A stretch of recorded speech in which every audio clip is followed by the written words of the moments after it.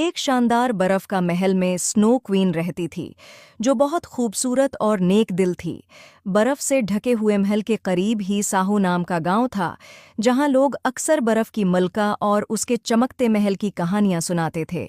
उनमें एक बहादुर सी लड़की थी, जिसका नाम नूर था, जो बर्फ के महल जाने और बर्फ की मलका से मिलने का ख्वाब देखती थी। एक दिन नूर ने बर्फ के महल जाने का फैसला किया।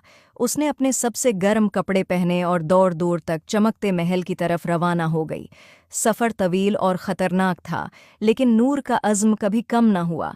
जब नूर महल के करीब पहुंची तो उसने देखा उसकी खूबसूरत दीवारें चमकते हुए बर्फ से बनी थीं और बर्फ के टुकड़े हीरों की तरह चमक रहे थे।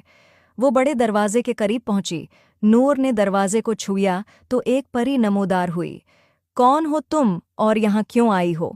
नूर ने कहा, मैं बर्फ की मलका को देखने आई हो।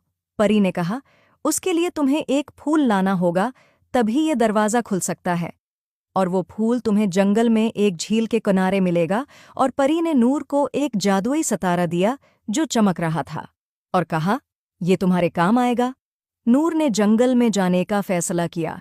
जंगल में चलते चलते वो एक झील तक पहुंची और उसने वो फूल तलाश किया। नूर ने फूल को देखा और उतारने की कोशिश की तो बहुत से मगरमच्छ ने हमला कर दिया। नूर देखकर डर गई, मगर फिर उसने बहादुरी से उनका मुकाबला किया और फूल हासिल कर लिया। नूर फूल लेकर महल गई। दरवाज़ा खुद ब खुद खुल गया। महल के अंदर हर चीज़ बर्फ से बनी थी, फर्नीचर से लेकर नाजुक फानूस तक।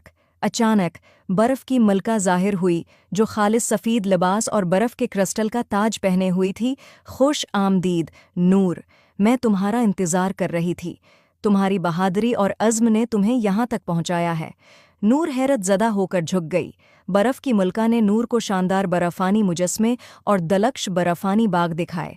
जब सूरज गुरूब होने लगा और बर्फ पर सुनहरी रोशनी बिखरने लगी, तो बर्फ की मलका ने नूर को एक खास हार दिया, एक बर्फ का लाकट जो जादुई रोशनी से चमक रहा था।